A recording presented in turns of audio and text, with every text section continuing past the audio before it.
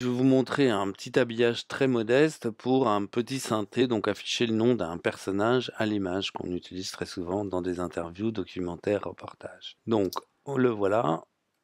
Voilà, je vous le remets.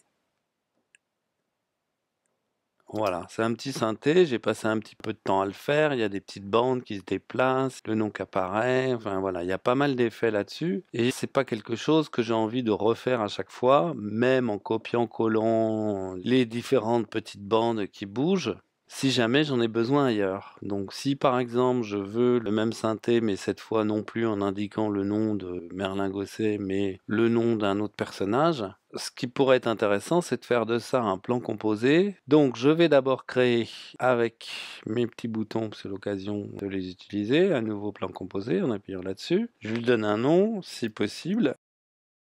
Alors, première chose, c'est pour retrouver les plans composés. Parce que vous savez que quand on crée un plan composé dans la timeline, il va se mettre à exister dans le navigateur. Sauf que si on a une bibliothèque un peu chargée, on ne sait jamais trop où il est. Donc, vous pouvez très bien vous créer une collection intelligente. Qu'est-ce qu'elle fait, cette collection intelligente? Elle va filtrer les plans par type et on va choisir plan composé. Donc, pour pouvoir la créer, il suffira de choisir type, puis plan composé. Voilà. Donc celle-là, je vais l'enlever parce qu'elle existait déjà. Ensuite, si on en crée beaucoup, comme c'est mon cas ici, je risque d'en avoir vraiment beaucoup et d'avoir du mal à retrouver ce plan composé. Donc, qu'est-ce que je vais faire? En plus d'avoir créé une collection intelligente, je vais demander à Final Cut de grouper les plans par contenu créé. Voilà. Et donc, ben voilà, j'aurai le plan composé créé aujourd'hui 28 janvier qui va apparaître ici dans la première rubrique, ce qui peut être intéressant pour retrouver rapidement un plan composé qu'on vient de faire.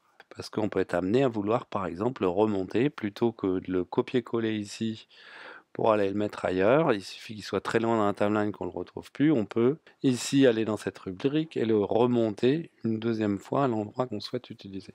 Alors, dernière petite chose ici, si vous choisissez groupe et par, hein, mettez bien par ordre décroissant, de façon à ce que les dates les plus récentes se trouvent en haut. Voilà, histoire que vous n'ayez pas à descendre tout en bas pour aller le chercher. Voilà, donc j'ai mon plan composé et puis je peux souhaiter le placer ailleurs. Donc par exemple ici, je le remets, j'appuie sur Q et je le place ailleurs. Sauf que ici, ce qui m'intéresse, c'est pas qu'il y ait marqué Merlin Gosset, puisque je change de personnage, mais qu'il y ait par exemple le nom de ma nièce. Donc, qu'est-ce que je suis tenté de faire ici? C'est d'aller double-cliquer le plan, je rentre dans les entrailles du plan composé et je modifie le nom en mettant par exemple Chana Ducamp. Alors, si je fais ça, tout va bien, parce que quand je reviens dans ma timeline, il y a bien écrit Chana Ducamp. Mais si je retourne à mon premier synthé, eh ben j'ai aussi Chana Ducamp. Alors ça veut dire quoi? Ça veut dire que quand on travaille dans les entrailles d'un plan composé, tout ce qu'on va y faire va se répercuter partout où le plan composé est monté.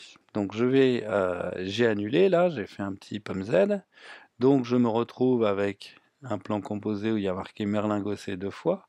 Et là, en fait, pour pouvoir travailler à l'intérieur sans affecter l'autre,